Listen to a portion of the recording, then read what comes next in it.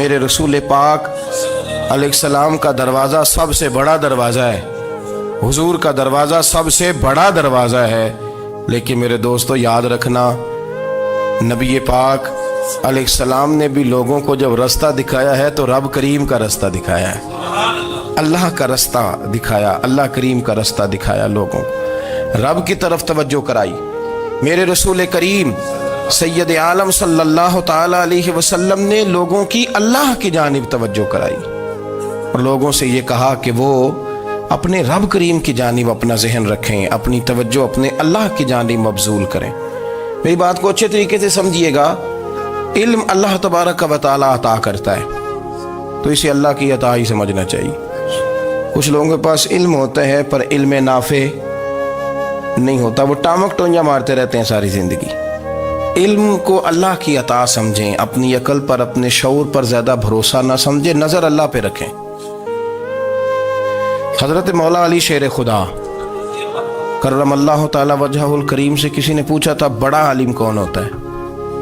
ہمارے ہاں تو اب وہ والے عالم پائے جاتے ہیں نا اللہ ماشاءاللہ، جو ممبر پہ بیٹھتے ہیں تو دعوے ہی دعوے ہیں، ممبر پہ بیٹھتے ہیں تو دعوے ہی دعوے ہیں، اس طرح کے عالم ہمارے ہاں پائے جاتے ہیں۔ وہ ہر بات میں دعویٰ کرتے ہیں، میں یہ کر دوں گا، میں وہ کر دوں گا۔ یہ مزاج علماء کا نہیں۔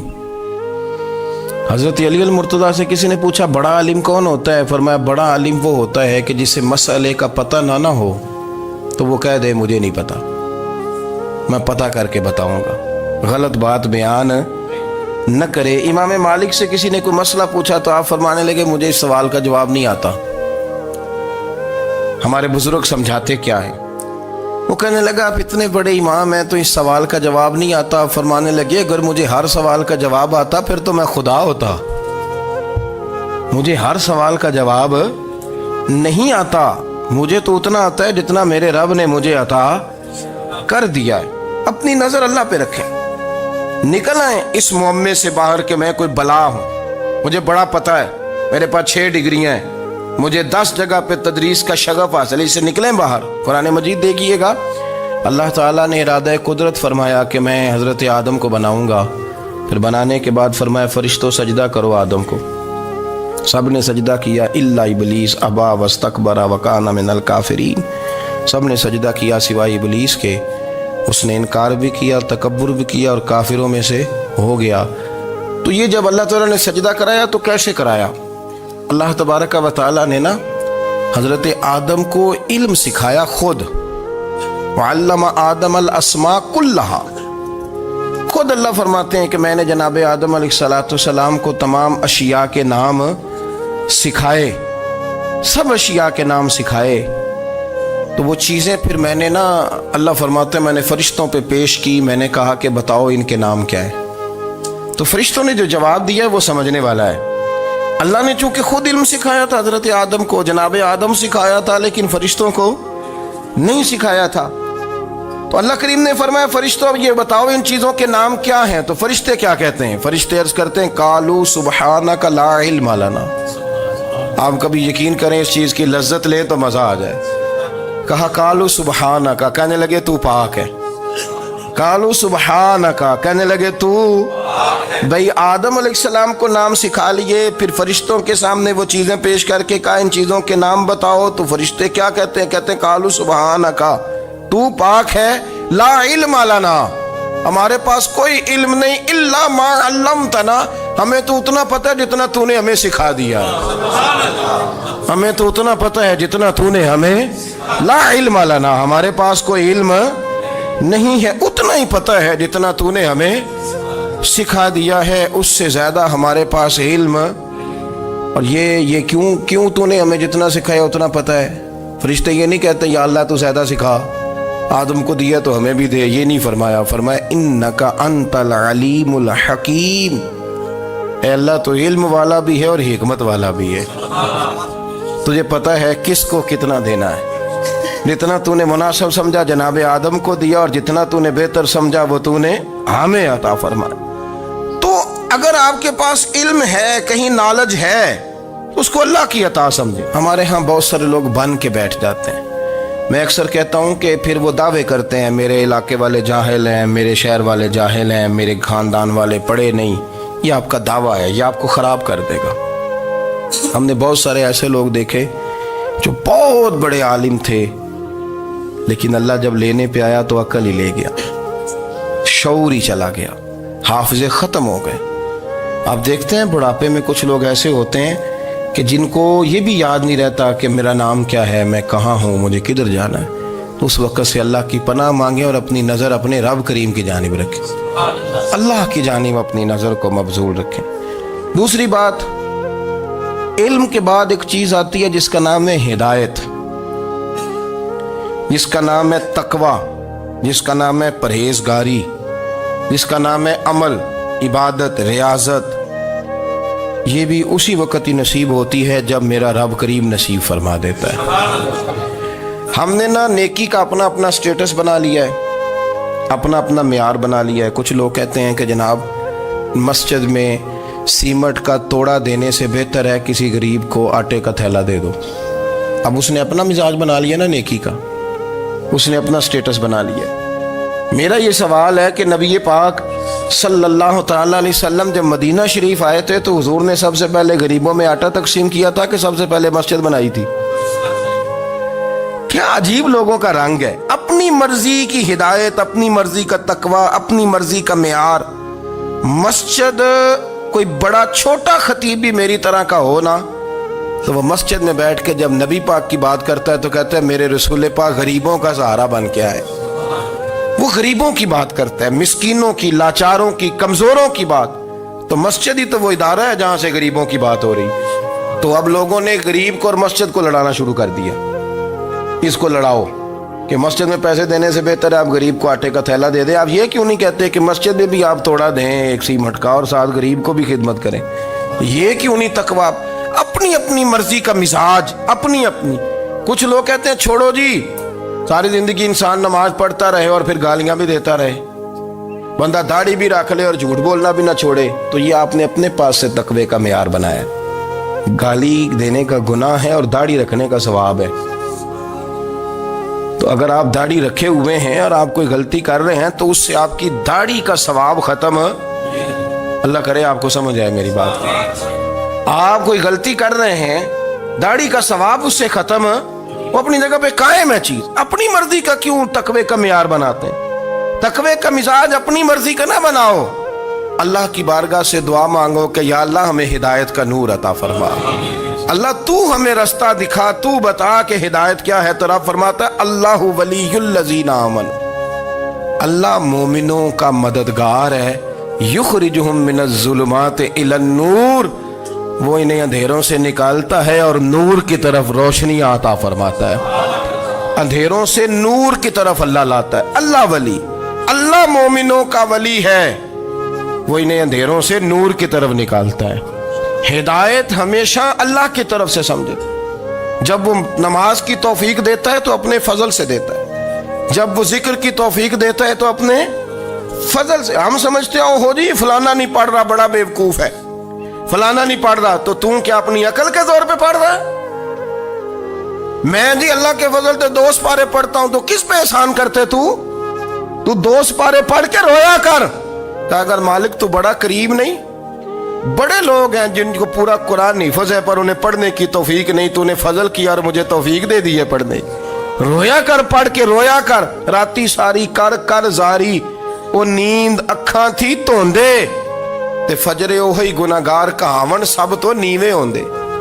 مہربانی کریں، ڈریں، نیکی کریں تو پھر ڈریں، پھر احساس پیدا کریں، پھر اپنے اندر وہ کمزوری لائیں کہ توبہ توبہ مجھے تو پتہ ہی نہیں، تو جانتا ہی نہیں۔ حضرت سیدنا امام اعظم ابو حنیفہ رحمۃ اللہ تعالی علیہ کے ساتھ ایک شخص کہتا میں نے نماز پڑھی تو عشاء کی نماز تھی۔ یہ جو لوگ بڑے ہوتے ہیں نا، جن کے پیار کرنے والے بڑے ہوتے ہیں، ان کے گرد خوف بھی بڑا ہی ہوتا ہے، انہیں بڑا ڈر لگتا ہے، بڑی بعض اوقات آزمائش ہوتی ہے ان کی۔ عشاء کی نماز کہتے پڑھی تو امام صاحب نے نا عشاء کی نماز میں تلاوت کی آیتیں فَمَن يَعْمَلْ مِثْقَالَ ذَرَّةٍ خَيْرًا يَرَهُ وَمَن يَعْمَلْ مِثْقَالَ ذَرَّةٍ شَرًّا يَرَهُ، فرمایا جو ذرہ برابر خیر کرے گا وہ بھی قیامت میں دیکھے گا، اور جو ذرہ برابر شر کرے گا وہ بھی قیامت میں اس شر کو دیکھے گا اس کے سامنے آئے گا.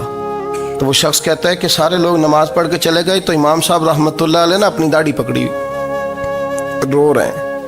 کہتے ہیں وہ ذرہ برابر نیکی کا بدلہ دینے والے، وہ ذرہ برابر شر پہ سزا دینے والے میری سفید داڑھی کو دیکھ.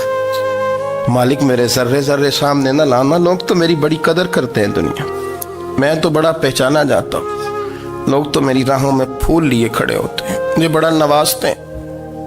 قیامت میں رسوا نہ کر دینا، میرے لیے مشکل ہو جائے گی.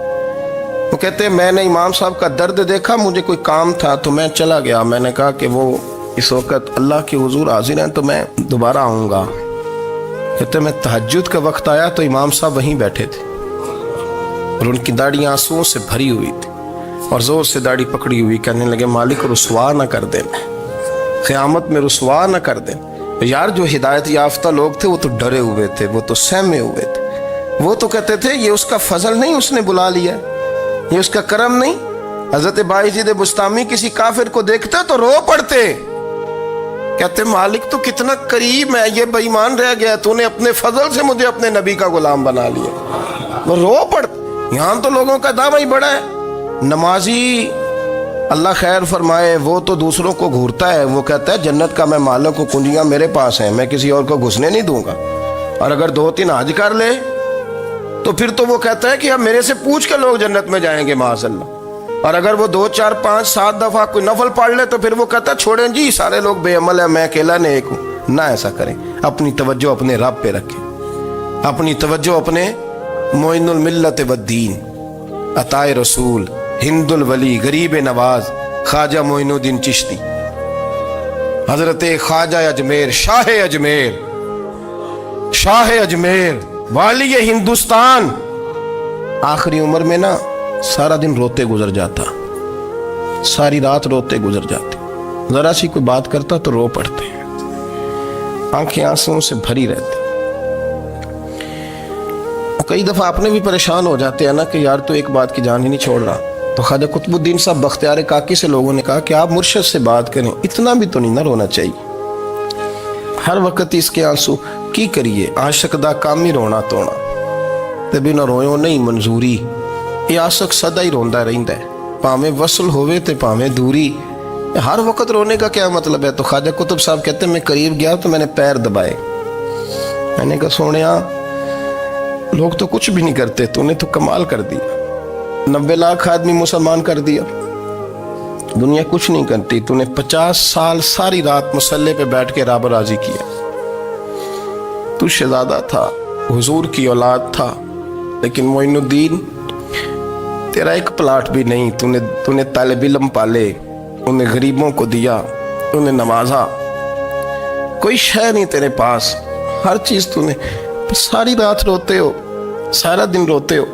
تو خواجہ قطب الدین صاحب کہتے ہیں میں نے جب عرض کیا تو خواجہ صاحب مجھے گلے لگا لی، چیخ مار کے روئے، کہنے لگے قطب الدین پتر داڑھی سفید ہو گئی، جانے کا وقت آ گیا، جو تو نے نیکیاں گنوائی ہیں وہ ہیں صحیح میرے پاس، پر یار کی بارگاہ میں پیش کرنے کے قابل ایک بھی نہیں. تو بارگاہ تو دیکھ کتنی بڑی ہے، رسول کریم کی بارگاہ میں پیش کرنے کے قابل ان میں سے ایک بھی نہیں. تو آستانہ دیکھ کتنا بڑا ہے، کیا پیش کروں گا، کیا عرض کروں گا حضور کی بارگاہ میں، کس طرح. وہ یار جو بڑے تھے وہ تو ڈرے ہوئے تھے، سہمے ہوئے تھے، وہ تو بڑی آزمائش میں تھے، لیکن میرا اور آپ کا رٹا 2 نمازیں پڑھ کے 6 نمازوں کا دعویٰ کرنا اور لمبی چوڑی کہانیاں بنانا اور اپنے منہ سے اپنی تعریفیں کرنا، اس سے تھوڑا باہر آئیں. رزق بھی میرا اللہ ہی دیتا ہے، علم بھی اللہ دیتا ہے، رزق بھی. بڑے بڑے فقیروں کو مالدار ہوتے دیکھا، بڑے بڑے مالداروں کو فقیر ہوتے دیکھا، بڑے بڑے. میرے ایک بڑا سخی قسم کا سجن ہے، بڑا پیارا ہے، میں اسے سخی مانتا ہوں. میں نے اپنی پریشانیوں کے دنوں میں بھی اس شخص کو سخی دیکھا. ایک دن رات کو مجھے ٹیلی فون کر کے کہنے لگا کدھر ہو؟ میں نے کہا میں گھر ہوں. نہیں اکثر سفر میں ہوتے ہو نا؟ میں نے کہا طبیعت کیسی ہے؟ ٹھیک ہے، بس حال چال پوچھنا تھا. میں نے سمجھائی، میں نے کہا یار یہ کوئی مسئلہ ہے، ورنہ رات کے 2 بجے کوئی حال پوچھنے کو فون تو نہیں نہ کرتا. कोई मतलब ऐसा तो मसला नहीं ना। तो मैंने बैक कॉल की, मैंने कहा यार मेरी बात सुन, मसला क्या? कि नहीं कुछ नहीं दिल कर रहा था। मैं कहा मेरी गल सुन, रहे असी 4-5 साल कट्ठे, मैं तेन जानना, असल बात कर। कहने लगा मकान भी बड़ा है, सारा कुछ ठीक है, पर वो बड़ा ही बेनियाज है। कुछ हालात इस किस्म के आ गए हैं कि लोगों को बताऊं भी तो लोग मानने को तैयार नहीं। ज़्यादा नहीं, मुझे ना थोड़े से पैसों की ज़रूरत है, को 15-20 हज़ार अगर मिल जाएं, मेरी ज़रूरत। आप यकीन करें मैं रोता रहा सारी रात। मैंने कहा मेहरबाना तेरा किस तरह करांगे, इससे लेके ज़माना इस्तेमाल करता था, पर बेपरवाही वेख ना सज्जड़ दी, जिथे किसे दी पेश ना जावे, उन्हें ताजा वाले दर दर रोले ते मंगते तख्त बिठावे। सजना किसे नू कारा मिल दई, कोई काबे खाली आवे। वल्लाहु खैरुर राज़िकीन, वो कहते तू दाएं बाएं ना जा, रिस्क तो तुझे मैं दूंगा, मैं हूं बेहतर रिस्क देने वाला। बड़े बड़े बादशाह, बड़े बड़े शहनशाह, बड़े बड़े लोग, हाथों में कासे, फकीरियां। उम्मे रबिया क्या करती थी, बड़ी नेक और साले खातून थी। वो कहती हैं कि मैं ना बड़े अमीर आदमी की बीवी थी, अपने शौहर के साथ छत पे बैठी थी, तो नीचे फकीर मांगने वाला आया। उसने बड़े दर्द से सदा की, तो मैंने अपने शौहर से कहा कुछ देने का, दफा कर, इन लोगों ने धंधा बनाया हुआ है। कहती मैं मेके से भी बड़ा माल लेके आई थी, मेरे माँ बाप बड़े अमीर थे, तो मैंने ना चोरी अपने खामद से नज़र बचा के बाथरूम जाने के बहाने गई और नीचे जाके 5 दिनार मैंने उस फ़कीर की हथेली पे रखे। कहते उसने 5 दिनार देखे, फिर मेरी तरफ देखा तो मैंने उसकी आंखों में आंसू चमकते देखे। कहने लगे बीबी रब तेरा भला करे, मैं 3 दिनों का भूखा हूँ। कि वो चला गया, मैं घर आ गई। जब बाहर आई तो मेरा शौहर कहने लगा तू इतनी अब इतनी तू तेज हो गई है और तू इतनी खुद मुख्तार हो गई, मेरे बगैर पूछे माल खर्च करेगी, जा तुझे 3 तलाकें। कहती मैं बालदार और वज़ादार बाप की बेटी थी, तलाक लेके घर आई तो मेरा बाप टूट गया, चारपाई पे चला गया। ओहो ये क्या बन गया। कहती बड़ी तकलीफ रही। 1-2 साल के बाद मेरे अब्बा ने मेरी शादी कर दी। अब जिस शौहर के पास गई वो बड़ा नेक था, परहेजगार था, अल्लाह ने बेहतरीन सिला दिया। कहती छत पे बैठी थी, दरवाजे पे फ़कीर आया, मैंने शौहर से कहा कुछ दे दूं। कहने लगा 5 ना देना, 15 देना, 20 देना, मैं फ़कीर हूँ, मैंने फ़क्र से दौलत देखी है, इसे खाली ना लौटाना। कहती है कि मैं नीचे गई और जब मैंने उसकी तरफ दिनार बढ़ाए तो मेरी चीख निकली, पैसे फेंक के मैं बेहोश होके गिरी। मेरा शौहर ने आके उठाया, अंदर ले गया, पानी मुंह पे छिड़का। कहने लगा तुझे क्या हुआ? कहने लगे ये जो मांगने आया ये मेरा पहला शौहर था, वही था जो कहता था कि तू 5 दिनार दे आइए, जा तुझे 3 तलाकें। पढ़ो ना हदीस पाक, मेरे नबी पाक अलैहिस्सलाम ने फरमाया एक बंदा गंजा था। गंजा कोई तरतीब आगे पीछे हो जाए तो मफहूम के लिहाज से, लेकिन मैं मफहूम उसका वाज़े करता हूँ। एक गंजा था, कोई शय नहीं थी, सर पे बाल भी नहीं थे, रोया करता था।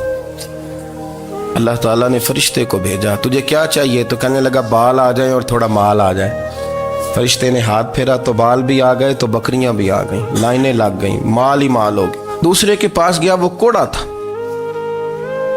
उसको जाके कहा क्या चाहिए? कहने लगा शिफा हो जाए और कुछ अल्लाह ताला आसानी कर दे। शिफा भी हो गई, गायें भी दे दी, भैंसें भी दे दी, माल ही माल हो। फिर एक के पास गया, वो अंधा था, तुझे क्या चाहिए? उसने कहा आंखें मिलने और कुछ साथ अल्लाह माल दे दे। ऊंट ही ऊंट हो गए। जब बड़ा नवाज दिया तो फिर मालिक ने इम्तिहान लेने का इरादा किया। यारी तेरी सोना है पर आजमाइशां भी तेरियां अग, आजमाइशां तेरियां, सही कह रहा हूँ, आजमाइशां तेरियां, यारी तेरी सोना है पर आजमाइशां तेरियां। ये सोना परखिया जावंदा ही पहलो ना लगा दे लग। अल्लाह ने फरमाया आजमाइश करो। सबसे पहले गंजे के पास आए, उसे कहा अल्लाह के रास्ते में कुछ दे। कहने लगा मेरे खर्चे ही बड़े, देखो तो सही कितनी मुश्किल में वक्त गुजारता हूँ, हाल ही कोई नहीं। तो उसने कहा मैंने तो सुना है तू गंजा और भूखा नंगा था। कहने लगा मैं तो जल्दी पुश्ती रही से आजम हूँ, तुझे किस पागल ने कहा है, भाग जा। उसने कहा अच्छा जैसे तू था वैसे ही हो जाए। खेत खलियान उजड़ गए, फिर से गंजा हो गया।